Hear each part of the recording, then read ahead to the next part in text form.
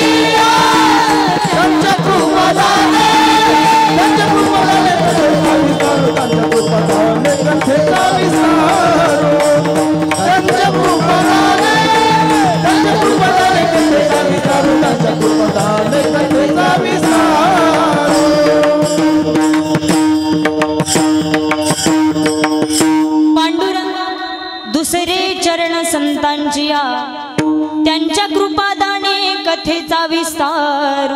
बाबाजी सद्गुरु दास तुका, योऽन्तः प्रविश्य मम वाचमिमां प्रसुप्ता, सञ्जीवयत्यखिल शक्तिधर स्वधाम्ना। अन्योश्च हस्तचरण श्रवणत्वगादिं, प्राणा नमो भगवते पुरुषाय तुभ्यं। मंगल भवन अमंगल हारी, द्रव उस दशरथ अचिर बिहारी। सिया राय सब जग जानी, करहु प्रणाम जोरी जुग पानी। सिया राम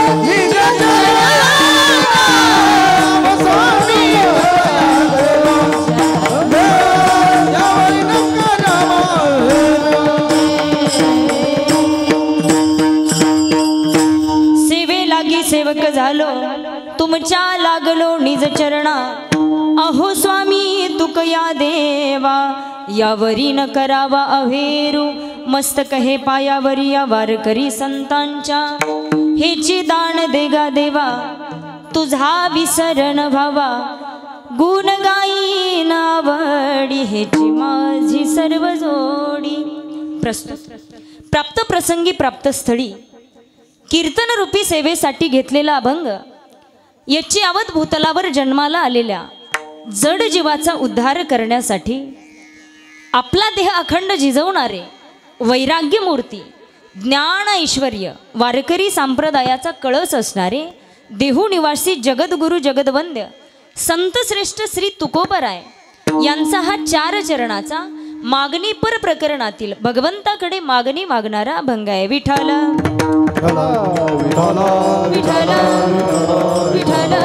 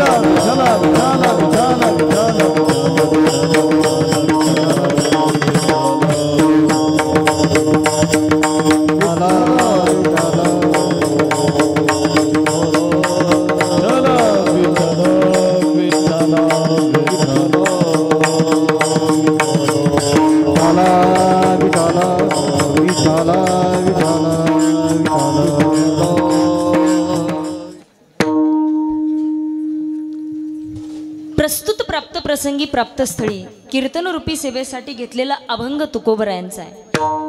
पण अभंगावर बोलण्यापूर्वी अल्पसा परिहार द्यायचा तो असा की पुण्यभूमी पावन क्षेत्र आपलं हे सुकरे वडगाव नावाचं गाव आणि या गावामध्ये प्रतिवर्षीप्रमाणे चालत असलेला छत्रपती शिवरायांच्या जयंती निमित्ताने हा भव्य दिव्य स्वरूपाचा अखंड हरिनाम सप्ताह तथा श्रीमद भागवत कथा ज्ञान यज्ञ सोहळा आणि या सोहळ्यातील ही जागराची सेवा माझ्याकडून गेल्या वर्षी जागराची झाली होती, कारण कथा माझीच होती आणि जागराची सेवा होती।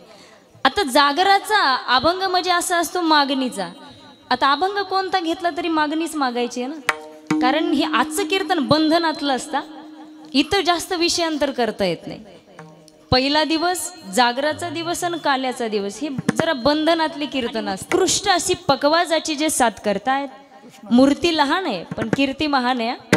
अगदी मी ज्यांना माझा छोटा भाऊ मानते हरिभक्त परायण कृष्ण महाराज जाधव यांना एकदा मनापासून धन्यवाद, टाळी एकदा त्यांच्यासाठी।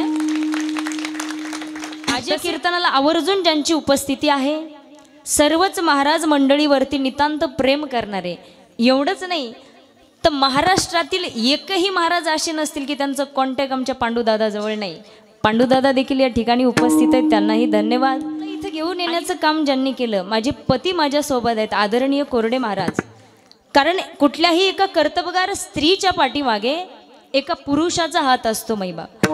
कारण कुठलीच स्त्री एकटी महिला काहीच करू शकत नाही, घरातून सपोर्ट असेल तर महिला कुठेही पोहोचू शकते, पण घरातून सपोर्ट पाहिजे, बरोबर आहे ना।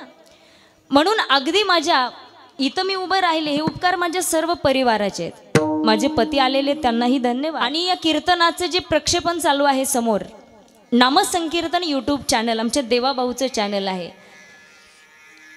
देवाभाऊ उपस्थित नाही आहेत इथं, परंतु देवाभाऊंनाही मनापासून धन्यवाद. आता करंजीला झालेली कथाही देवाभाऊंनीच लाईव्ह केली होती. खरंच उपकार आहे देवाभाऊंचे, कारण त्याच्यामुळे आम्हाला फार लांबून लांबून फोन यायला लागले कथेविषयी. देवाभाऊंनाही मनापासून धन्यवाद. आणि तुम्ही कीर्तन श्रवणासाठी आलेले सर्व श्रोतेजन, आता तुम्ही माझ्यासाठी, मी तुमच्यासाठी नवीन नाही, आपण सगळे घरचेच आहेत. नामा म्हणे देवान घरच्या घरी जेवा. विठाल विठाल विठाल.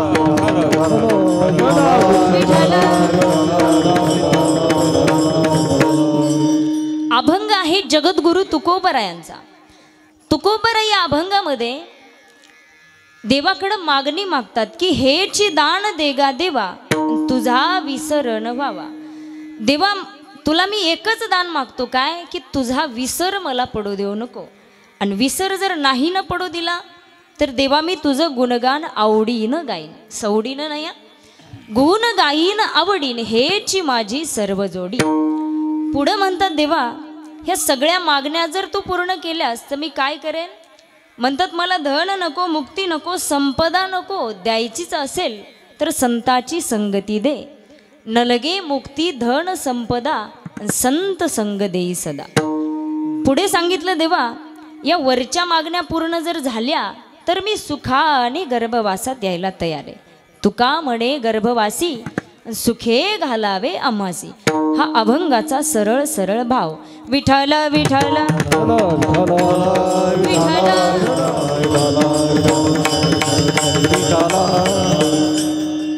बघा तुकोबराय आणि देवाकडं मागतात ही गोष्ट जरा मनाला न पटण्यासारखी. का? कारण प्रत्येकाचा स्वभाव ठरलेला आहे. जीव कोणाकडेही काही मागत राहतो, म्हणजे तुम्ही आम्ही, आपला स्वभाव आहे कोणाकडं काहीही मागणं. संतांचा स्वभाव आहे कोणाकडं कधी काहीच न मागणं. आणि देवाचा स्वभाव आहे जे मागत नाहीत ना त्यांना मागा म्हणून आग्रह करणं. मग जर देवाचा स्वभाव न मागणे तर मग आज तुकोबराय मागतात कसं काय? हां, अहो मागण्यासाठी जी लोक दुसऱ्यासमोर हात पसरवतात ना त्याच्या जिण्याचा धिक्कार असो म्हणणारे तुकोबराय. हात पसरी जिने धीग त्याचे असं म्हणणारे तुकोबराय. आणि आज देवाकडं मागतात हे कसं काय? बघा मागता सगळ्यांनाच येतं.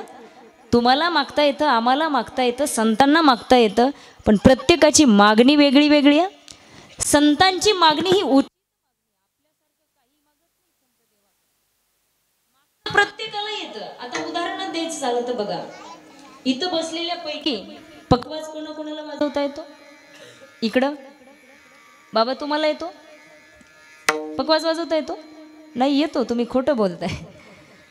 पलीकडं तिकडं तुम्हाला येतो का पकवाज? अहो सगळ्यांनाच येतो. बघा बरं उठून एकदा थाप टाकून पकवाज वाजतो का नाही?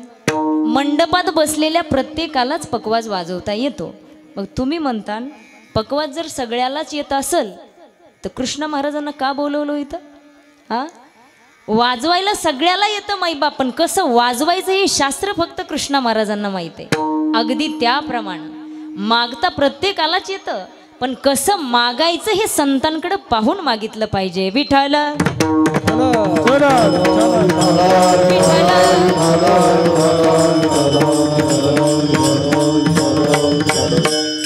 बरं, ज्या गोष्टी आपल्याला संसारामध्ये प्रारब्धाने मिळतात, ज्या प्रयत्नाने मिळतात, ज्या प्रयत्न साध्य आहेत, ज्या प्रारब्ध साध्य आहेत, त्या गोष्टी देवाकडं का मागाव्या बरं? बरोबर आहे ना? ज्या संसारामध्ये आपल्याला प्रारब्धानच जे मिळणार आहे ते देवाकडं का मागावं? उदाहरण द्यायचं झालं तर बघा एक माणूस समजा मुंबईला गेला आणि अख्खी मुंबई फिरला आणि त्यानं स्टेटस ठेवलं. आता स्टेटस ठेवण्याचं फॅड आहे आणि ज्याच्यासाठी स्टेटस ठेवलं आणि त्यानं जर नाही बघितलं तर त्याच्यासारखं दुःखच नाही. आता त्यानं ते स्टेटस ठेवलं, इकडं गावाकडं लोकांनी पाहिलं आणि आल्यावर विचारलं का रे तू मुंबईला गेला होता? हा म्हणला हो. मग काय काय पाहिलं रे तिथं? तो म्हणला काय सांगू त्या इमारती, जर वरच्या मजल्याकडं पाहायला गेलं तर डोक्यावरची टोपी खाली पडते एवढ्या उंच इमारती आहे. काय तो समुद्र किनारा, अरे तिथल्या हॉटेल जर पाहिल्या तर स्वर्ग आहे स्वर्ग. त्या मित्रानं विचारलं जाऊ दे ते मुंबई कशी हे मला सांगू नको, पण तिथून तू आणलं काय हे सांग. तो म्हणलं काही नाही, 2 किलो कांदे 4 किलो बटाटे. मला सांगा, जे आपल्या पाथरीच्या मानवतच्या बाजारात मिळतं ती वस्तू मुंबईहून आणण्यामध्ये काय शहाणपणा आहे, काय स्वारस्य आहे? बरोबर आहे ना. मग जे संसारामध्ये आपल्याला प्रयत्नाने मिळतं, जे प्रारब्धाने मिळतं, ते देवाकडं मागण्यामध्ये काय शहाणपणा आहे? म्हणून मागत असताना देवाकडं उचित मागावं. विठ्ठल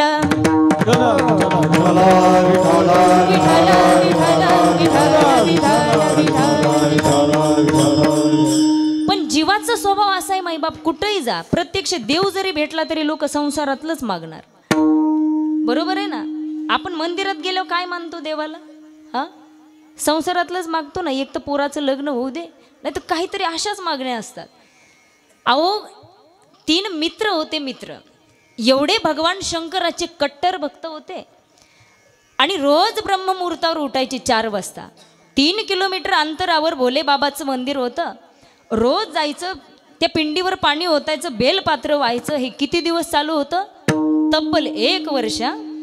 आणि 1 वर्षानंतर भगवान शंकर प्रसन्न झाले आणि पहिल्याला विचारलं, तुला माग काय मागायचं आहे? तर त्यानं काय मागितलं असेल हो? कल्पना करा ना. तो म्हणला, देवा मला 1000 चिंचाचे झाडं दे. काय म्हणला तो? 1000 चिंचाचे झाडं. पण माणूस एवढा हे नाही बरं का, त्याच्या पाठीमागं त्याचं आणखी बरंचसं शास्त्र होतं. तो म्हणला, देवा 1000 चिंचाचे झाडं द्या, पण चिंचाच्या झाडाला जेवढे पानं असतात ना, पानं, आता चिंचाच्या झाडाला किती बारीक पानं असतात हो? म्हणला जेवढे पानं तेवढ्या 100च्या नोटा लावून द्या. वा, असे भक्त पाहिजेत. मग दुसऱ्याला विचारलं, तुला काय पाहिजे माग? दुसरा म्हणला, काही नाही देवा. त्याला ते चिंचाचे झाडं दिलेत ना, तेवढे झाडं तोडा, त्याचे जे बुडं आहेत ना त्याचे कपाटं बनवा, कपाटं, अख्ख्या नोटा त्या कपाटात भरा आणि त्याच्या चाव्या माझ्याकडे द्या. मग तिसऱ्याला विचारलं, तुला काय पाहिजे रे? तो म्हणला, देवा या दोघालाही मागण्याची अक्कल नाही. असलं कुठं मागतात का? हे कपाटं करा आणि ह्या राड्यात पडण्याचीच गरज नाही. ह्या सगळ्या नोटा एका बँकेत टाकन, बँकेचा मॅनेजर मला करा. काय मागणी आहेत? आपण देव जरी भेटला तरी आपली मागणी ही संसारातलीच असते माईबाप. मागून मागून आपण देवाकडं काय मागतो? अन्न, मान आणि धन. बरोबर आहे? किंवा अन्न, वस्त्र, निवारा, किंवा धन, पुत्र, दारा. ह्या संसाराची व्याख्या अशा त्रिकुटातच आहे. याच्या वेगळा संसार काय आहे? म्हणून आपण देवाकडे नेहमी ते मागतो, अन्न, वस्त्र आणि निवारा, किंवा अन्न, मान आणि धन. मला सांगा, संसारात अन्न आहे का नाही? बसलेले म्हण, तुम्ही थोडं बोलतं व्हा. संसारात अन्न आहे का? मला सांगा, पूर्वीच्या काळामध्ये लोकांना खायला भेटत नव्हतं 3 वेळचं. तुकोबराय म्हणतात, स्त्री एक अन्न करता मेली. मग पूर्वीच्या काळामध्ये लोकांना खायला भेटत नव्हतं म्हणून लोक मरायची. पण या 10 वर्षाच्या काळामध्ये खायला भेटलं नाही म्हणून एखाद्याची बायको मेली असं ऐकायला भेटलं?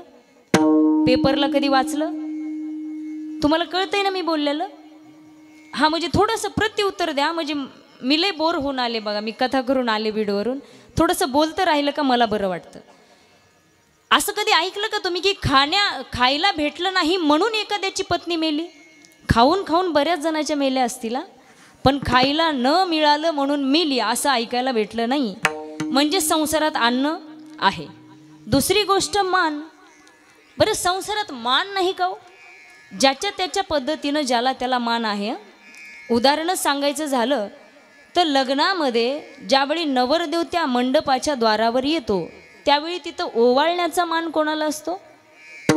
आत्याला. कोणाच्या? बामणाच्या का?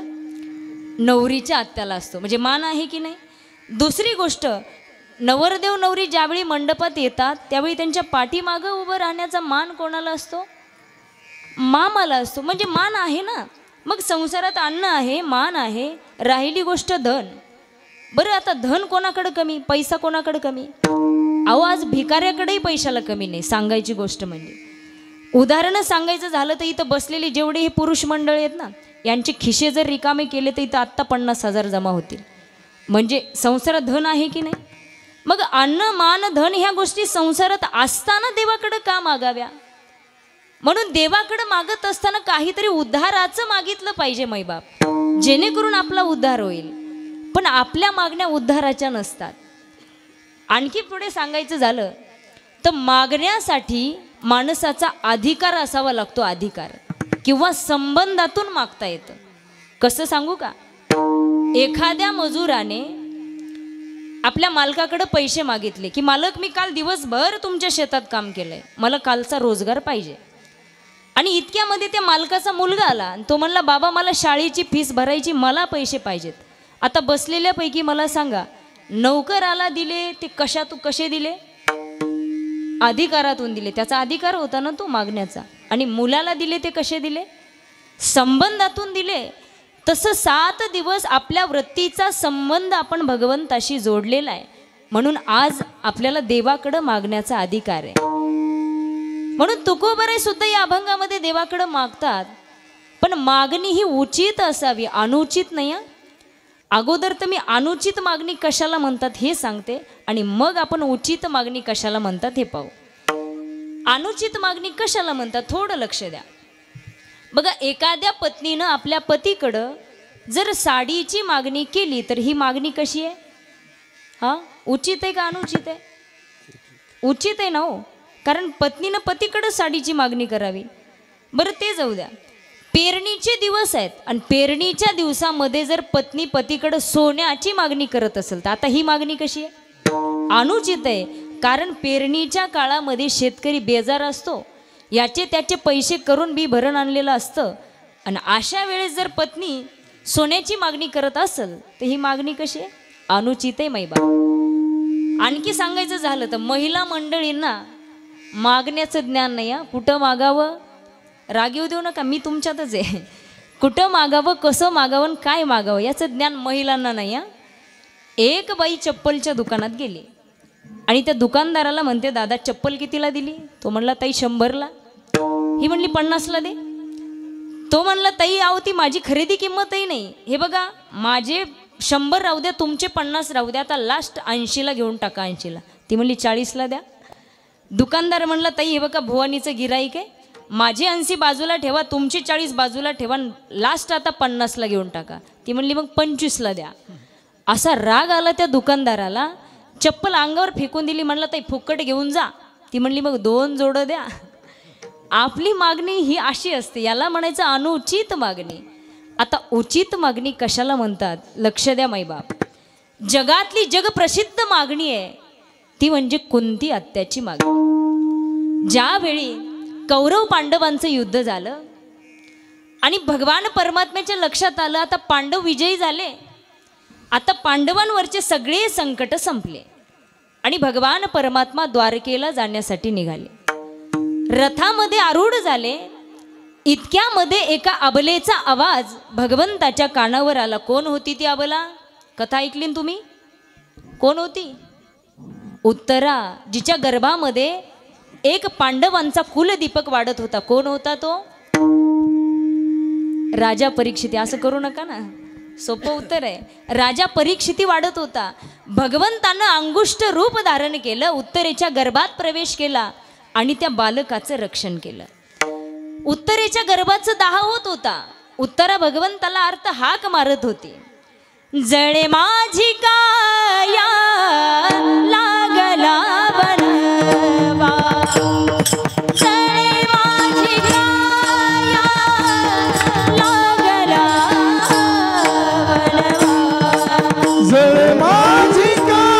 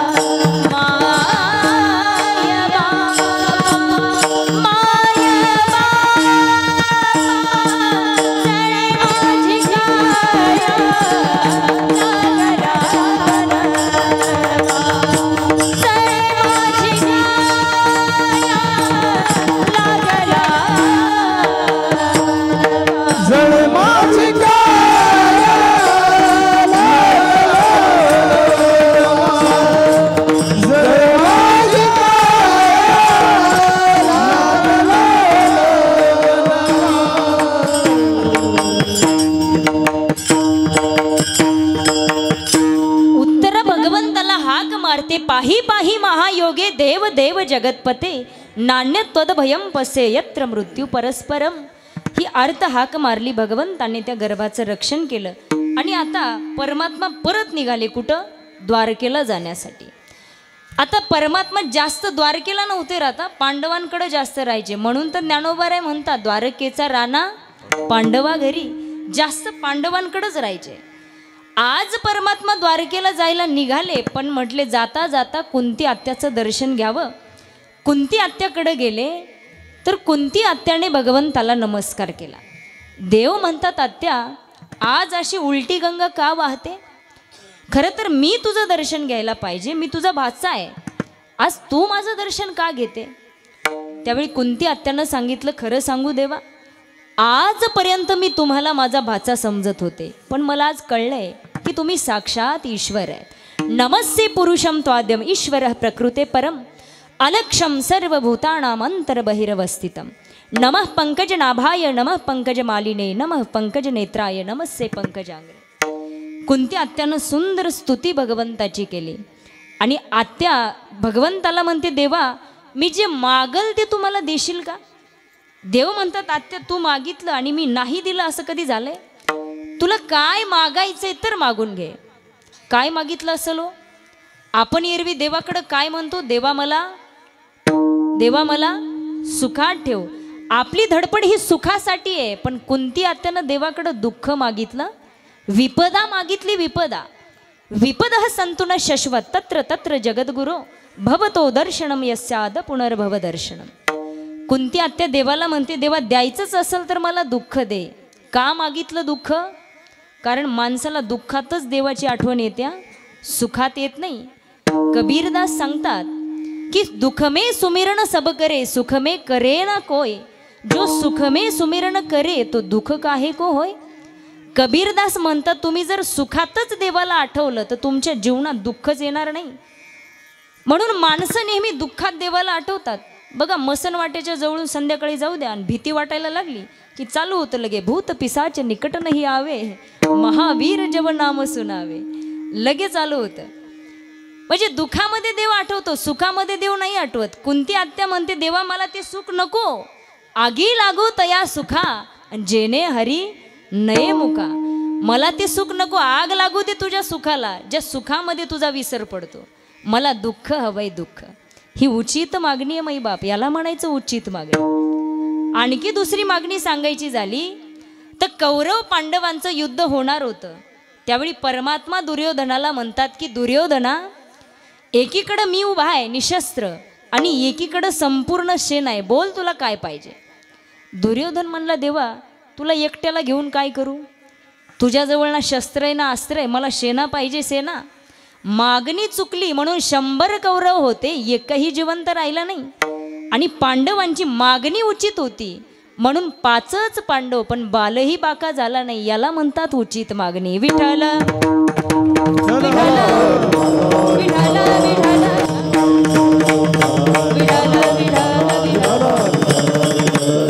म्हणून मागणी उचित असावी. तुम्ही संसारातलं मागितलं ना माईबाप ते दुःख देणार आहे, लक्षात ठेवा. तुम्ही जेवढं संसारातलं मागताल तेवढं दुःख देणार आहे. कारण या संसाराची व्याख्या संतांनी कशी केली? दुःख बांधवडी आहे हा संसार, सुखाचा विचार नाही कोठे. किंवा दुसरी गोष्ट नाथबाबा सांगतात या संसार नगरी बाजार भरला ग बाई, या संसार नगरी बाजार भरला ग बाई, या संसार नगरी बाजार भरला ग बाई, या संसार नगरी बाजार भरला ग बाई. यात सुख नाही हो त्यात सुख नाही, यात सुख नाही त्यात सुख नाही, यात सुख नाही हो त्यात सुख नाही, यात सुख नाही हो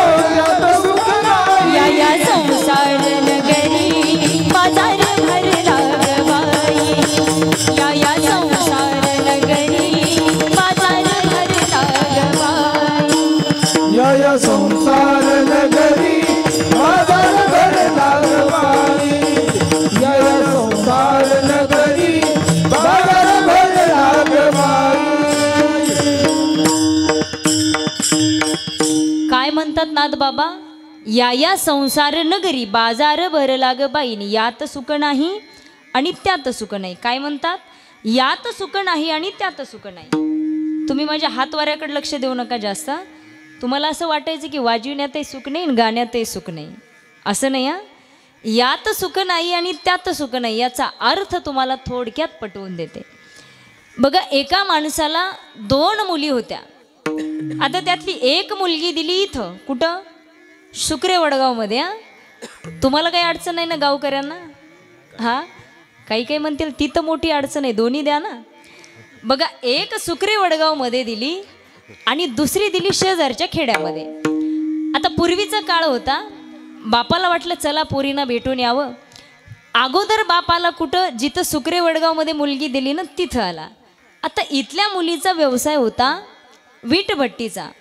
तुम्हाला ऐकायला येते ना पाठीमागे तिकडे? कशाचा व्यवसाय होता? तुमचा गैरसमज होईल, तुम्हाला वाटायचा हातभट्टीचा. वीटभट्टीचा व्यवसाय होता. बापानं विचारलं तिला, बाई तुझं बरं चाललंय ना, तुझा प्रपंच चांगला आहे ना? ती म्हणली, बाबा एवढी सुंदर भट्टी लागली आहे, एवढ्या छान विटा पडल्यात, पण देवाकडे एक प्रार्थना करा. काय? की 2 दिवस पाऊस येऊ नये. मग आता तिच्याकडे जेवण खावण झालं आणि पुढच्या मुलीकडे गेला. आता त्या मुलीचा व्यवसाय होता आपल्या शेतात भाजीपाला लावायचा आणि मार्केटला विकायला न्यायचा. तिला विचारलं, बाई तुझा प्रपंच चांगला चाललाय ना? ती म्हणली, बाबा एवढा माळव्याला भाव आलाय, 5-5 हजार रोजची पट्टी यायला लागली, पण शासनानं लाईट कट केली, लाईट बिल भरलं नाही म्हणून लाईट कट केली आणि त्या पावसाला थोडी दया येईना. देवाला प्रार्थना करा की देवा 2 दिवसात पाऊस आला पाहिजे. आता पहिली काय म्हणली? पाऊस येऊ नये. आणि ही काय म्हणते? यालाच म्हणतात यातही सुख नाही आणि त्यातही सुख नाही. संतांचे प्रमाण खोटे नाहीतच मैबाब. संसार हा कसा आहे? दुःख देणारा आहे. म्हणून संसाराला असं लई चिकटायचं नाही. संसारातून थोडंसं अलिप्त राहायचं आणि आपलं मन हे परमार्थाकडे वळवायचं. विठाला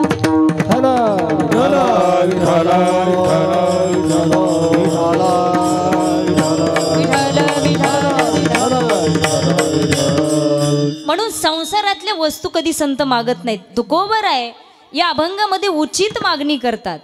एकदा तुकाराम महाराज पंढरपूरला गेले, त्या पांडुरंगाच्या दरबारामध्ये गेले, तर आज परमात्मा तुकोबरायांच्या मुखाकडे पाहत होते.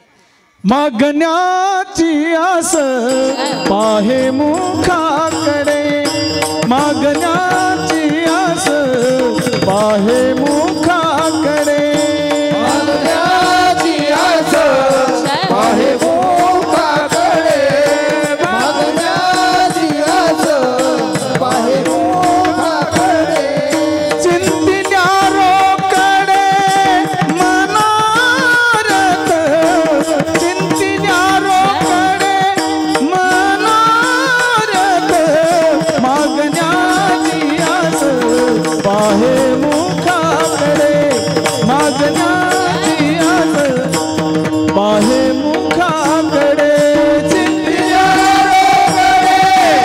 मनारत, चिंतिन्यारोकडे मनारत, मागण्याची आस पाहे मुखाकडे, मागण्याची आस पाहे मुखाकडे.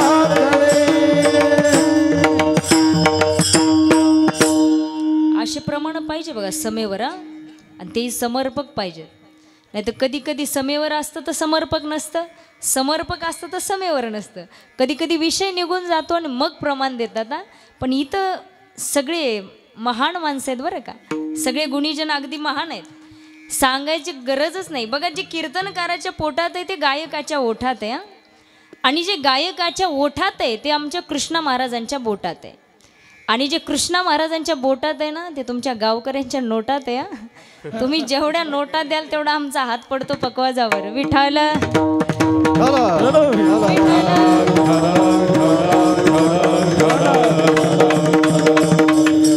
तुकोबर आहे देवाला म्हणतात, देवा एवढ्या वेळा मी वाऱ्या केल्या, इतक्या वेळा मी पंढरपूरला आलो, तुमची मान अशी खाली झुकलेली असायची, पण आज तुम्ही माझ्या मुखाकडे पाहता याचं कारण काय? तर देव म्हणतात मागण्याची आस पाहे मुखाकडे, आणि चिंतिल्या रोकडे मनोरथ. देव म्हणतात तुकोबरे मागण्याची आसे हो, काहीतरी मागा, काहीतरी मागा. पण तुकाराम महाराज म्हणतात देवा हे मागणं आमच्या खानदानीतच नाही, आमच्या 7 पिढ्यात आम्ही कधी कोणाकडे मागितलं नाही. हात पसरी जिने धिग त्याचे, देवा मला काही नको. पण आता देव जास्तच चिडले. देव म्हणतात तुकोबर आहे काहीच नको म्हणता, मग माझ्याकडं नेमकं पंढरपूरला येता कशाला हो? तुकाराम महाराज म्हणतात खरं सांगू देवा, तुझ्या दर्शनाची मला आवड आहे. तुझं दर्शन नाही घेतलं ना, तुला पाहिल्याशिवाय मला चैनच पडत नाही. मग आता देव जास्तच आग्रह करतात तुकोबर आहे तुम्हाला मागावंच लागल. मग तुकाराम महाराज म्हणतात देवा तुझ्या जवळच्या काही वस्तू मला आवडल्या, त्या मागण्याची इच्छाही झाली, पण तपासाच्या अंती समजलं की ते तुझं नाही. काय मागो मुकुट माथाचा परी तू आणिला कर्णाचा, मागो कुंडल करणीचे तरी तू आणिले, मागो मुकुट माताचा तरी तू आणिला इंद्राचा, मागो कुंडल करणीचे तरी तू आणिले कर्णाचे, मागो पितांबर सेला तरी तू कासेसी कसिला, मागो तोडर पायीचा धाक जाईल असुरांचा, म्हणून काही न मागो. देवा मला काही नको. पण तुकोबर आहे आता काही नको म्हणल्यावर देव जास्त चिडले, म्हणले तुकोबर आहे तुम्हाला मागावंच लागलं. आता तुकाराम महाराज म्हणतात देवा मागायचं नव्हतं, अजिबात इच्छा नव्हती, पण तुम्हाला बरं वाटावं म्हणून, नव्हे नव्हे तुम्ही मागा म्हणताय म्हणून.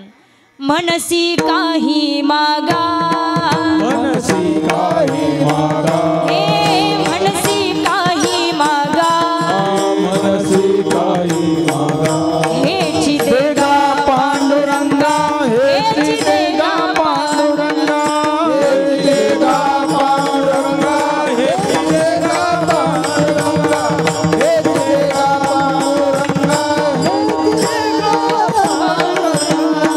मनसी काही मागा, मनसी काही मागा, हेची देगा पांडुरंगा, हेची देगा पांडुरंगा. मनसी काही मागा,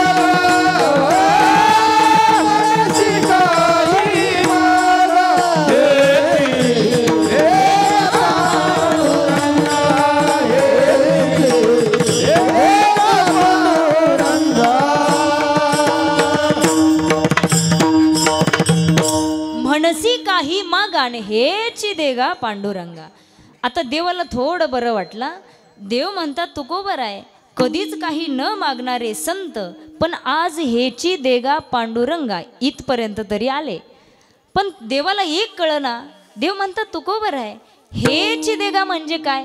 अभंगाचं प्रथम चरण. हेची दान देगा देवा, हेची दान देगा देवा, हेची दान देगा देवा, हेची दान देगा देवा, हेची दान देगा देवा, हेची दान देगा देवा.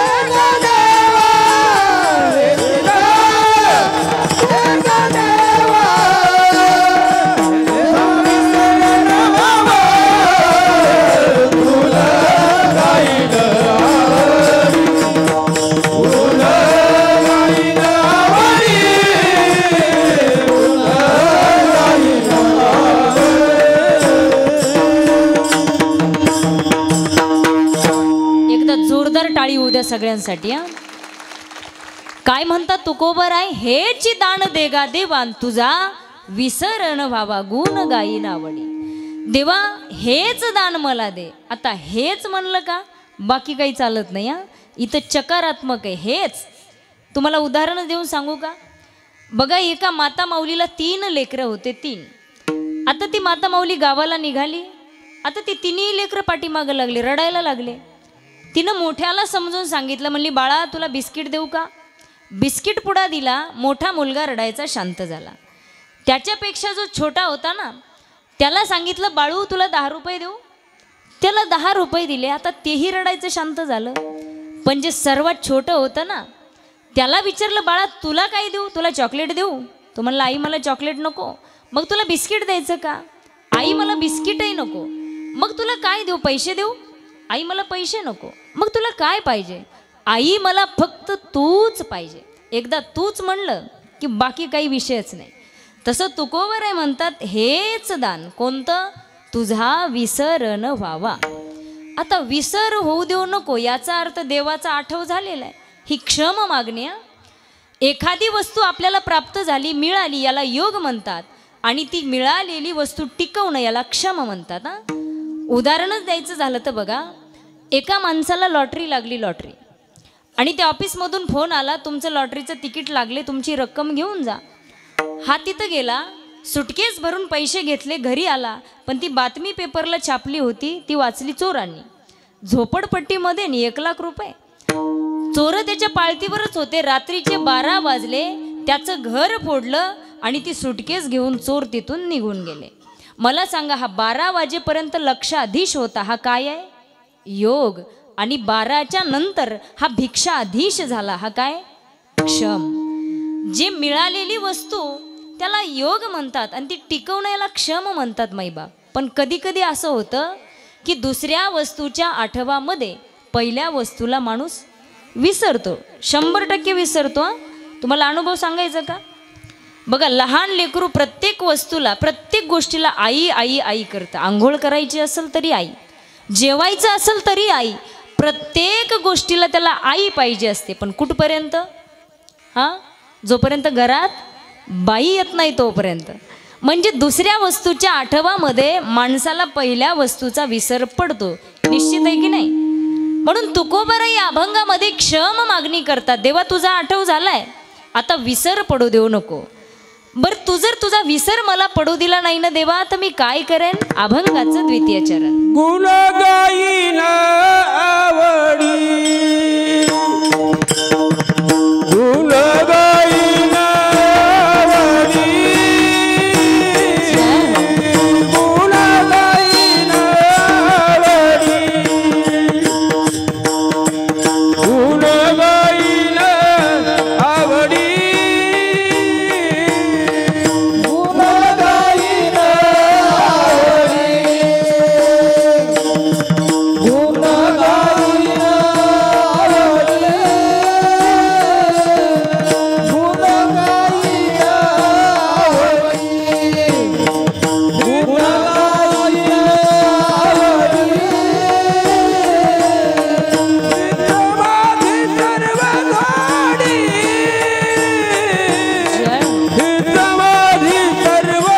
आवडी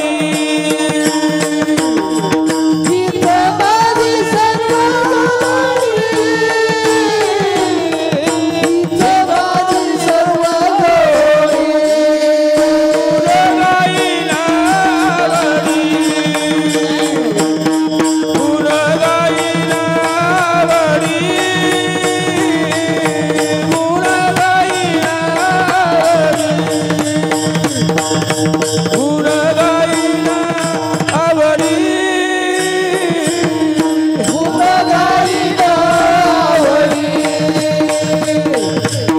गायीन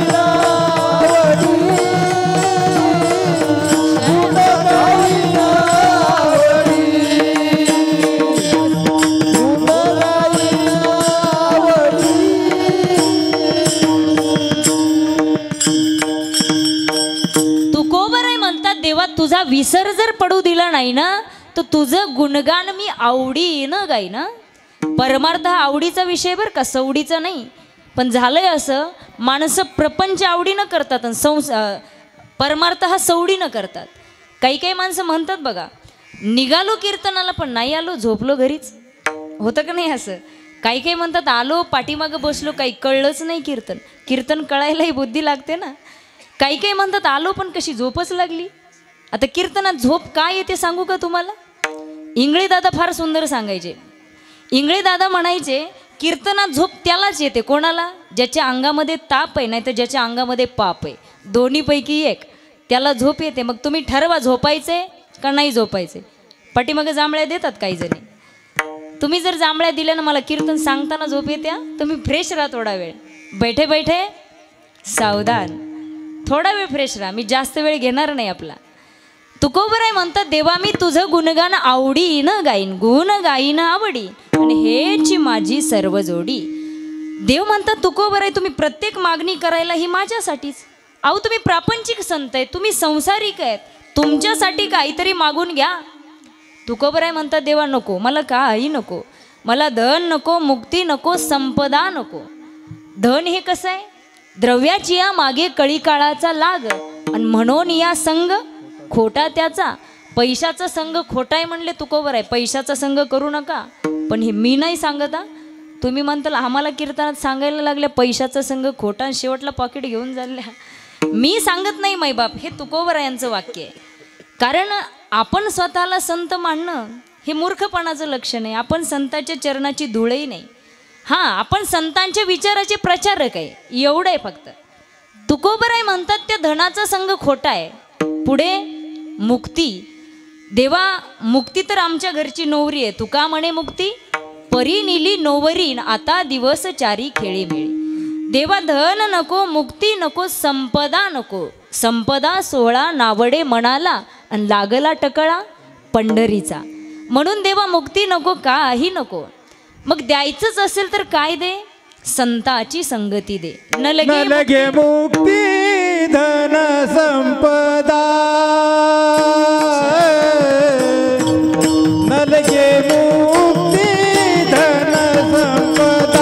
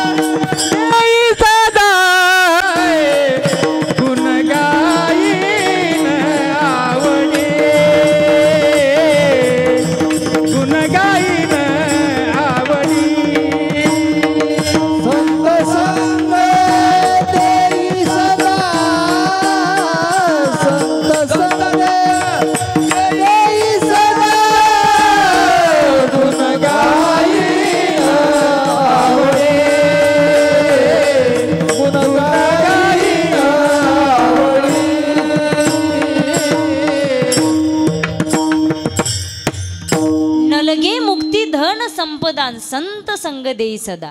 देवा द्यायचीच असेल तर काय दे म्हणतात? संताची संगती दे. आता संताची संगतीची गरज प्रत्येकालाही मैबाप, जीवालाही जडालाय, देवाला आणि संतांना सुद्धा आहे. प्रत्येकाला संताच्या संगतीची गरज आहे. प्रत्येकाच्या अवताराचं काही ना काही प्रयोजन आहे. देवाने का अवतार घेतला, संतांनी का अवतार घेतला, प्रत्येकाचं काही ना काही प्रयोजन आहे. आता देवाने का अवतार घेतला, का परमात्मा अवतार घेतो? ज्या ज्यावेळी धर्माला ग्लानी येते, अधर्म होतो, भयानक पाप वाढतं, त्यावेळी परमात्म्याला धर्माचं रक्षण करण्यासाठी अवतार घ्यावा लागतो. यदा यदा ही धर्मस्य ग्लानिर्भवति भारत अभ्युत्थानम अधर्मस्य तदात्मानं सृजाम्यहम. किंवा परित्राणाय साधूनां विनाशाय च दुष्कृतां धर्म संस्थापनार्थाय संभवामी युगे युगे. म्हणजे सज्जनाचं रक्षण आणि दुर्जनाचा संहार याच्यासाठी देवाचा अवतार आहे. मग इथं बसलेले मला सर्व मंडळी सांगा, आपल्यापैकी सज्जन कोण आहे? हात वर घ्या. पाठीमागं आहे का कोणी सज्जन? सगळेच हा, माझ्यासहित टाळकऱ्यासहित सज्जन आहे का कोणी? अख्ख्या गावात सज्जन नाही, अख्ख्या सुकरे वडगावमध्ये सज्जन नाही. बरं जाऊ द्या. दुर्जन, दुर्जन कोण आहे? हात वर घ्या. क्या बात आहे. प्रामाणिकपणा म्हणायचं याला, कारण आपण सगळे पामर आहे माई बाप. आपण स्वतःला सज्जन म्हणू शकत नाही, बरोबर आहे की नाही? सज्जन फक्त संतांनाच म्हणू शकतो. म्हणजे आपण सज्जनही नाही आणि आपण दुर्जनही नाही. मग आपण कोण आहे? आपण मधल्या गटातले. का मग आपल्यासाठी देवाचा अवतार आहे का? नाही. मग आपल्यासाठी कोण आहे? अवतार तुम्हा धराया करना, अवतार तुम्हा धराया करना, अवतार तुम्हा धराया करना, अवतार तुम्हा धराया करना, अवतार तुम्हा धराया करना, अवतार तुम्हा धराया करना, अवतार तुम्हा धराया करना, अवतार तुम्हा धराया करना. उद्धराया जाना जड जीवा, उद्धराया जाना जड जीवा, अवतार तुम्हा धराया करना, अवतार तुम्हा धराया करना, अवतार तुम्हा धराया करना, अवतार तुम्हा धराया करना. उद्धराया जाना जड जीवा, उद्धराया जाना जड जीवा, अवतार तुम्हा धराया करना, अवतार तुम्हा धराया करना, अवतार तुम्हा धराया करना, अवतार तुम्हा धराया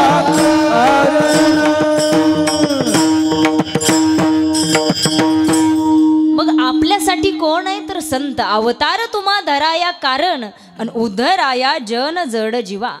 या जीवाला एक परमार्थाचा भक्ती मार्ग दाखवतात संत. म्हणून जीवाला सुद्धा संत संगतीची गरज आहे. वाईट मार्गाला चाललेला समाज, दिशा भटकलेल्या समाजाला योग्य मार्ग दाखवणं हे संतांचं काम आहे. बघा, जसं भूगोलाच्या पुस्तकामध्ये नकाशा असतो, नकाशा, आणि त्या नकाशावर असे ठिकाणं दिलेले असतात, मुंबई किंवा दिल्ली. मला सांगा, नुसता नकाशा वाचून तुम्ही दिल्लीला पोहोचणार आहे का? नाही, तुम्हाला त्या मार्गानं जावं लागणार आहे. तसं फक्त साधू संतांचे अभंग वाचले किंवा तुम्ही कोणत्या रागामध्ये गायले याच्यापेक्षा तुम्ही ते जीवनात आचरणात किती आणले याला महत्त्व आहे. संत समाजाला भक्ती मार्ग दाखवतात, अगदी सोप्यात सोपं. संतांनी सांगितलं की या कलियुगामध्ये फक्त तुम्ही नामस्मरण जरी केलं ना तरी उद्धार आहे तुमचा. कलियुगा माझी करावे कीर्तन किंवा तेने नारायण देईल भेटी.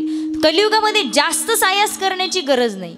एवढं सोपं सांगूनही जर लोक ऐकत नसतील ना माईबाप, तर नाथ बाबा सांगतात एवढं सोपं सांगूनही जर तुम्हाला पटत नसेल ना तर आमच्या बापाचं काही जाणार नाही, तुम्ही तुमचं अनहित करून घेताय.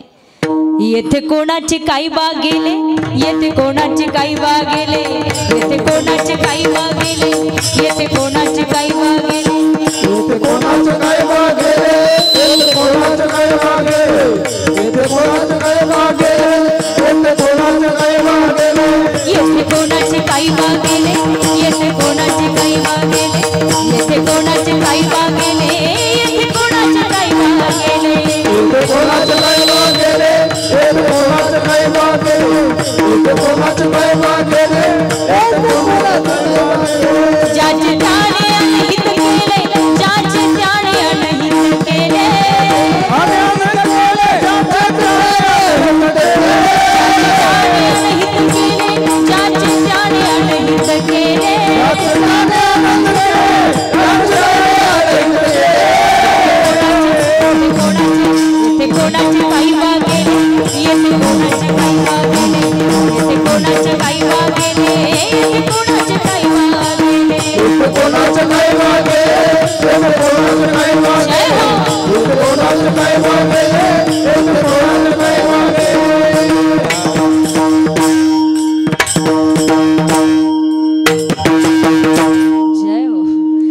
बाबा काय म्हणतात, येथे कोणाचे कायबा गेले ज्याचे त्याने अनहित केले. आमचं काही जाणार नाही त्यात, तुम्ही स्वतःचं नुकसान करून घेता एवढं लक्षात ठेवा. म्हणून कीर्तनात टाळी वाजवत जा. बरोबर आहे ना. विठ्ठल विठ्ठल म्हणलं की तुमची टाळी वाजलीच पाहिजे. आपल्याला संत भक्ती मार्ग दाखवतात म्हणून जीवाला संत संगतीची गरज आहे. दुसरी गोष्ट, जडालाही संतांच्या संगतीची गरज आहे. कारण संतांच्या संगतीमध्ये आल्याच्या नंतर जडालाही देवत्व प्राप्त होतं. हा संत संगतीचा महिमा आहे. आळंदीला जर तुम्ही गेलात तर ज्ञानेश्वरांनी चालवलेली भिंत, ज्ञानेश्वरांचा स्पर्श झाला म्हणून आज लाखो भाविक त्या भिंतीचं दर्शन घेतात. का? संत संगतीचा महिमा आहे. दुसरी गोष्ट सांगायची झाली तर नेवाशाला ज्ञानेश्वरांनी ज्या खांबाजवळ बसून ज्ञानेश्वरी लिहिली त्या खांबालाही अनेक लोक जाऊन त्याचं दर्शन घेतात. का? जडालाही देवत्व प्राप्त होतं. हा संत संगतीचा महिमा आहे. विठ्ठल विठ्ठल विठ्ठल विठ्ठल विठ्ठल. दुसरी गोष्ट, संतांना सुद्धा संतांच्या संगतीची गरज आहे. तुम्ही म्हणता संतांना काय गरज? कारण संतांना सुद्धा कधी कधी आपल्या ज्ञानाचा अभिमान होतो, आपल्या भक्तीचा. मग संतांचा अभिमान घालवण्यासाठी संतच लागतात. संतच संतांना नीट करत असतात. उदाहरण सांगू का? बघा, पूर्वी भगवान पंढरीश पांडुरंग परमात्म्याच्या दरबारात पंढरपूरला सुंदर हरिपाठ व्हायचा. एवढा हरिपाठ रंगात यायचा. हरिपाठाला कोण कोण असायचं? महान संत कबीरदास, दामाजी शेट्टी, दादू पिंजारी. दादू पिंजारी माहित आहेत ना? उच्च नीच काही नेने भगवंत तिष्ठी भाव भक्ती देखून या अभंगामध्ये दादू पिंजारींचं वर्णन आलेलं आहे. पिंजारी तो दादू. दादू पिंजारी असे महान संत हरिपाठाला असायचे. मग एके दिवशी कबीरांच्या लक्षात आलं की अरे 2 दिवस झालं दादू पिंजारी हरिपाठाला दिसत नाही, काय भानगड आहे. योगायोगाने दुसऱ्या दिवशी कबीरांची आणि दादू पिंजारींची भेट बाजारात झाली आणि विचारलं कबीरांनी की अरे तू 2 दिवस झालं हरिपाठाला काय येत नाही. आता दादू पिंजारीच्या तोंडातले शब्द आहेत. ते म्हणतात, अरे ज्याच्यासाठी मी मंदिरात येतो ना तो परमात्मा रोज सायंकाळी माझ्या घरी येतो आणि मी त्याच्या चरणाची सेवा करतोय. हा अभिमान कबीरांनी ओळखला आणि कबीरदास मनात विचार करतात, नाही याला नीट केलं पाहिजे. मग कबीरांनी विचारलं, अरे दादू मला भेटेल का तो देव? कबीरदासांनी विचारलं, मला भेटेल का तो परमात्मा? दादू पिंजारी म्हणतो, या उद्या माझ्या घरी सायंकाळी, तुमची आणि देवाची भेट घालून देतो. मग दुसऱ्या दिवशी कबीरदास दादू पिंजारींच्या अंगणामध्ये आले. पाहिलं दादू पिंजारीनं आणि हाक दिली, ओ कबीरा कबीरा यहाँ वहाँ क्या देखे दादू दबावत पाव. कबीरा यहाँ वहाँ क्या देखे दादू दबावत पाव. आणि कबीरदासांनी तो दोहा तिथंच खुंटला आणि पुढं आता कबीर बोलतात, अरे दादू भडवा क्या दबावे जिसे नाही हात पाव. ज्याची व्याख्या संतांनी निर्गुण निराकार केली, ज्याला हात नाही, पाय नाही, रंग नाही, रूप नाही, भेद नाही, असा तो परमात्मा आहे. तू पाय दाबतो कोणाचे? अहंकार नष्ट झाला दादू पिंजारीचा. संतत्व 2 पटीनं जाग झालं आणि भगवंताच्या चरणाशी लीन झालं. विठ्ठल विठ्ठल विठ्ठल विठ्ठल विठ्ठल. तुम्हाला असं जड चाललंय का? समजायला ना मी बोलल्याला? कळतंय ना? बघा, संतांनाही संत संगतीची गरज आहे. चौथी गोष्ट, देवालाही संतांच्या संगतीची गरज आहे. देवाला काय गरज आहे हो? देवाकडे सुद्धा एका गोष्टीची कमी आहे. कोणत्या गोष्टीची? भक्ती सुखाची कमी आहे. आणि त्या भक्ती सुखासाठी परमात्मा क्षणाक्षणाला भक्तानं हाक मारल्याबरोबर वैकुंठ सोडून संतांच्या सदनामध्ये येतो. वैकुंठ सोडोनी आला वैकुंठ सोडोनी आला वैकुंठ सोडोनी आला वैकुंठ सोडोनी आला देवा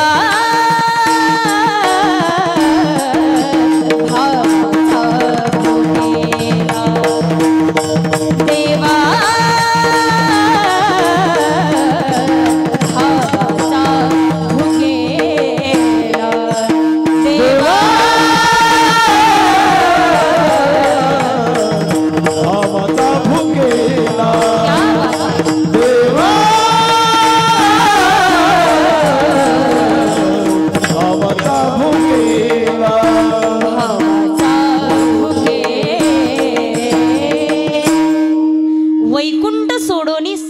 सदनी राहिला. म्हणून देवाला सुद्धा संतांच्या संगतीची गरज आहे. पण प्रश्न असा निर्माण होतो, संत म्हणायचं कोणाला? बरोबर आहे ना. मैबाप या कलियुगामध्ये म्हणण्या योग्य माणसं फक्त बोटावर मोजण्या इतकीच आहे. या कलियुगामध्ये फक्त बोटावर मोजण्या इतकी माणसं आहेत की ज्यांना आपण संत म्हणू शकतो. कपाळाला गंध लावला म्हणजे संत होत नाही, गळ्यामध्ये मोठ्या मोठ्या माळा घातल्या म्हणजे संत होत नाही. कारण कलियुगातल्या संतांचं वर्णन केलेलं आहे. ऐसे संत झाले कळीन तोंडी तंबाखूची, मी म्हणत नाही, प्रमाण आहेत. म्हणून संत म्हणायचं कोणाला? संत ओळखायचे कसे? कोणाला म्हणायचं? साधू. एकदा रामकृष्ण परमहंस यांच्याकडे एक साधक आला आणि त्यानं विचारलं, महाराज साधू किसे कहते हैं? त्यावेळी रामकृष्ण परमहंस म्हणतात, बेटा मुझे पता नहीं साधू किसे कहते हैं, मगर आपको पता है तो बताओ. त्यानं सांगितलं, महाराज साधू में और कुत्ते में कुछ अंतर नहीं है. काय म्हणला तो? साधू में और कुत्ते में कुछ अंतर नहीं है. बोले कैसे? तो म्हणाला, साधू भी दर दर भटकता है और कुत्ता भी दर दर भटकता है. असं म्हटल्याबरोबर रामकृष्ण परमहंसाला राग आला. खाडकन उठले, त्याच्या एक कानाखाली लावली. अशी कशी लावली? डबल एकदा अशी कानाखाली लावली. आणि आता पुढे रामकृष्ण परमहंस बोलतात, ऐका. रामकृष्ण परमहंस बोलतात, बेटा तू कहता है कि साधु में और कुत्ते में कुछ अंतर नहीं है, तो सुन, साधु भी दर दर भटकता है और कुत्ता भी दर दर भटकता है. कुत्ते को जब रोटी मिलती है तो कुत्ता एक कोने में जाता है और वहाँ अगर दूसरा कुत्ता आया तो वो कुत्ता रोटी छोड़कर उस कुत्ते को काट के खाता है. मगर हमारे साधु को जब रोटी मिलती है ना, और वहाँ अगर दूसरा कुत्ता आया तो हमारा साधु बांट के खाता है. ये कुत्ते में और साधु में अंतर है बेटा. समजलं तर टाळ्या वाजवा. लक्षात आलं असेल तर. याला म्हणायचं साधू. संताचं हृदय हे नवनीताप्रमाणे, मृदू सभा हे नवनीत, तैसे सज्जनाचे चित्त जे का रंजले गांजले, त्यासी म्हणे जो आपुले, तोची साधू ओळखावा देव तेथेची जाणावा. म्हणून संत संगतीची गरज प्रत्येकाला आहे. मैबाप तुकोबराय म्हणतात की मला संताची संगती दे. आणि देवा या वरच्या मागण्या जर सगळ्या तू पूर्ण केल्या, कोणत्या वरच्या मागण्या? हेची दान देगा देवा, तुझा विसरण व्हावा, गुण गायी ना आवडी, किंवा संत संग देई सदा, ह्या मागण्या जर पूर्ण केल्या ना देवा, तर मी काय करेन? अभंगाचं शेवट. तुका माने गर्भवासी, तुका माने गर्भवासी, अभने गर्भवासी, तुका माने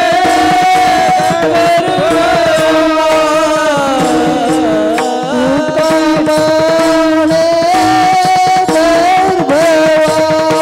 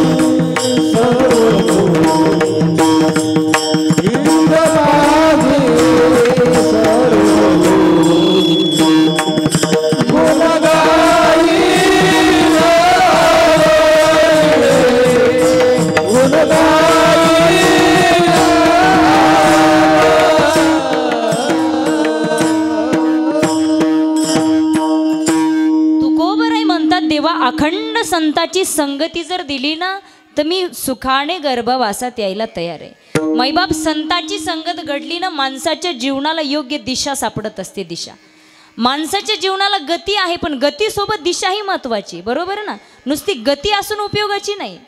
बघा जायचंय नरसिंह पोकर्णीकडं तुम्हाला फार भारीतली गाडी तुमच्याकडं फॉर्च्युनर गाडी पण गाडीचं तोंड मानवतकडे इकडं पाथरीकडे. हा तुम्ही कधी पोहोचणार तिकडे सांगा पोकर्णीला. हा पोहोचाल का. म्हणजे योग्य दिशाही पाहिजे ना. गतीसोबत माणसाच्या जीवनाला दिशाही असावी. म्हणून संतांच्या संगतीशिवाय जीवनाला दिशा सापडत नाही. म्हणून संत संगती गरजेची. संताची संगती तर माझ्या राजानेही केली छत्रपती शिवरायांनी. तुकोबांचे विचार आणि जिजाऊंचे संस्कार यांचं एकत्रीकरण म्हणजे छत्रपती शिवबाराजे.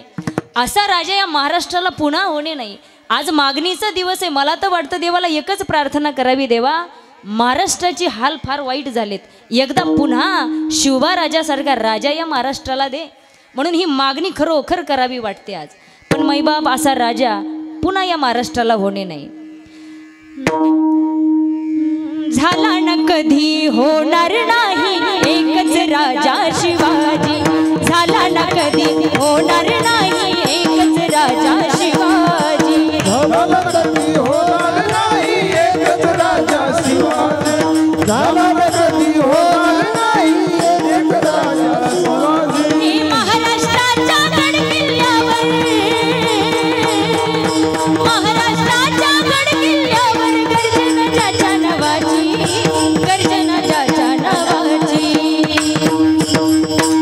छत्रपती शिवाजी महाराज की झाला ना कधी होणार नाही एकच राजा शिवाजी.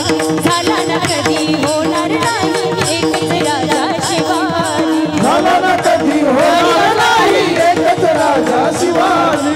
झाला ना कधी होणार नाही एकच राजा शिवाजी. 19 फेब्रुवारी दिवस तो उदयास आला. दिवस तो उदयास आला. शिवनेरीवर वाघिणीच्या छाव शिवाचा जन्म झाला. शिवाचा जन्म झाला. शिवाचा जन्म झाला. हिंदू धर्म टिकविल जाणी हिंदू धर्म टिकविल जाणी ही कहाणी त्या राजाची ही कहाणी त्या राजाची. झाला ना कधी होणार नाही एकच राजा शिवाजी. झाला ना कधी होणार नाही एकच राजा शिवाजी. झाला ना कधी होणार नाही एकच राजा शिवाजी.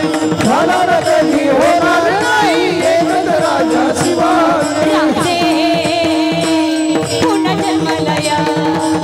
राजे पुन्हा जन्माला या. राजे पुन्हा जन्माला या. राजे पुन्हा जन्माला या. हे महाराष्ट्र घडवाया जनतेला न्याय द्याया. महाराष्ट्र घडवाया जनतेला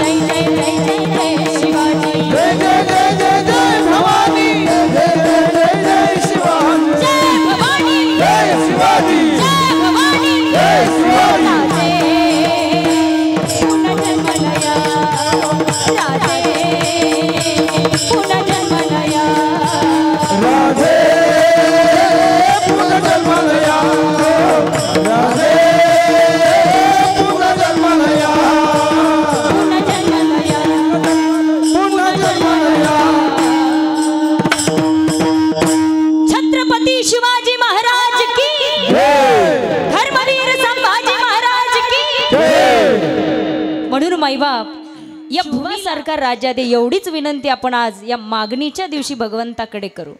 काय थोरवी हो शिवबा राजांची. हा, शिवबा राजांची थोरवी एकाच शब्दामध्ये तुम्हाला सांगते. इथं बसलेले मंडळी मला सांगा, आत्ताचे सध्याचे पंतप्रधान कोण आहेत? हा बोला की. हा, याच्या अगोदरचे कोण होते? हा हा, त्याच्या अगोदरचे मनमोहन सिंग. त्याच्या अगोदर बघा कुठपर्यंत सांगताला. मला एक सांगायचे, 20 वर्षाच्या अगोदर आपल्या भारताचं नेतृत्व कोण करत होते आपल्याला आठवणीत नाही, पण 400 वर्ष झाले शिवबा राजांना. आजही छत्रपती शिवाजी महाराज म्हटलं की माणसाचं रक्त सळसळतं. ही थोरवी शिवबा राजांची. कारण तुकोबरायांचे विचार आणि जिजाऊंचे संस्कार यांचं एकत्रीकरण शिवबा राजे. संताची संगती केली, जीवनाला योग्य दिशा मिळाली, म्हणून संताची संगती प्रत्येकाला गरजेची आहे. संत संगती ही प्रत्येकाला गरजेची मैबाप. आपल्या जीवनाला जर योग्य दिशा मिळायची असेल किंवा आपलं जीवन जर आपल्याला सार्थकी लावायचं असेल तर संत संगतीशिवाय पर्याय नाही. म्हणून आज तुकोबराय देवाकडे हीच मागणी करतात, देवा द्यायचंच असेल तर मला संताची संगती दे, आणि तू जर संताची संगती दिली तर मी सुखाने गर्भवासात यायला तयार आहे. आता थोडक्यात सांगते, माझं वेळ झाली आपली, पण उगा 2 मिनटं वर घेते. आता गर्भवास आणि सुख ह्या 2 गोष्टी कशा आहेत? विरोधात आहेत ना. कारण संत सांगतात गर्भवासीचे दुःख गाडेन कवना पुढे सांगावे. गर्भवासामध्ये दुःख आहे म्हणून तर जीव देवाला जन्माला येण्याच्या अगोदर म्हणत असतो, एक वेळ करी या दुःखा वेगळे दुरीताचे जाळे उगवणे. देवा एकदा या दुःखातून मला वेगळं कर, आणि तरी तुकोबराय सुखानं गर्भवासात येईल म्हणतात. हे कसं काय? प्रश्न पडायला पाहिजे ना. लक्षात घ्या, एखादं मोठं सुख जर आपल्या समोर असेल तर छोटं दुःख सहन करायला माणूस तयार असतो. उदाहरण द्यायचं झालं तर बघा, एका गावामध्ये चोरी झाली. चोरी, आणि त्या चोरानं एका घरचं कपाट फोडलं, तिथले 10,000 रुपये घेतले, आणि त्याच गावामध्ये दुसरं एका घरी गेला, तिथलं कपाट फोडलं, तिथले 5,000 घेतले, पण खडबड आवाज झाला आणि त्या घरचा मालक जागा झाला. चोरांच्या लक्षात आला, अरे आता मालक जागा झालाय. गडबडीमध्ये पहिल्या घरचं आणलेलं 10,000चं गाठोडं तिथंच ठेवलं आणि तिथलं 5,000चं घेऊन गेले. मला सांगा आता त्या मालकाचे गेले किती? 5, राहिले किती? मग चोरी चांगली का वाईट आहे? हा, चांगली ना, मग होऊ द्या ना रोज, पण माझ्या घरी नाही, तुमच्या घरी. तसं तुकोबराय म्हणतात, देवा एखादं मोठं सुख समोर असेल तर छोटं दुःख सहन करायला माणूस तयार असतो. मला जर अखंड संताची संगती घडत असेल, मला अखंड संतांच्या संगतीमध्ये राहायला मिळत असेल, त्यांचा सहवास भेटत असेल, तर देवा मी सुखाने गर्भवासात यायला तयार आहे. तुका म्हणे गर्भवासी अन सुखे घालावे आम्हासी.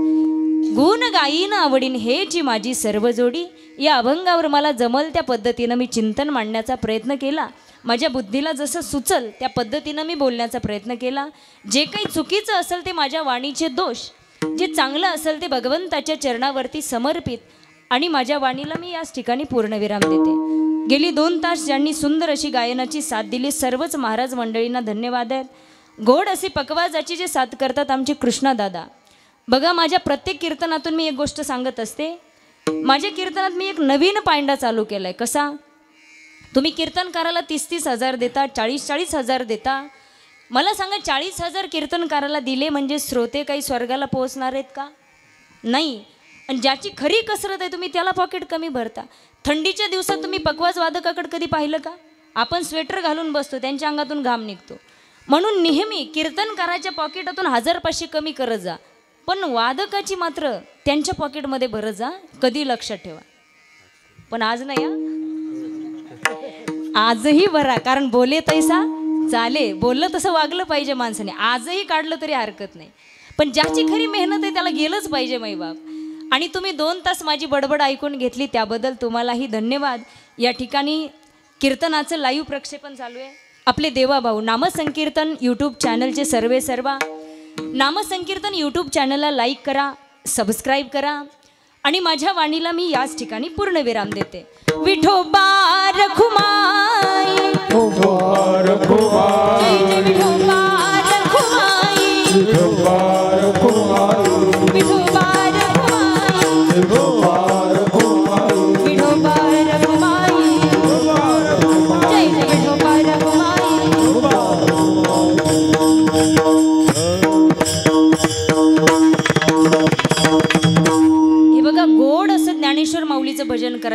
मुखाने नामस्मरण आणि हाताने टाळी. हात वरती घ्यायचे सर्वांनी, गोड एका तालात टाळी वाजवायची. अगदी पाठीमागं बसलेले सर्वांनी हात वरती घ्या, कारण आतापर्यंत मी तुम्हाला टाळी वाजवा म्हणले नाही. महिला मंडळी सर्वांनी. कॅमेरा फिरणार आहे तुमच्याकडे. देव तुकाराम ज्ञानदेव तुकाराम, देव तुकाराम ज्ञानदेव तुकाराम, ज्ञानदेव तुकाराम, ज्ञानदेव तुकाराम. हा टाळी टाळी.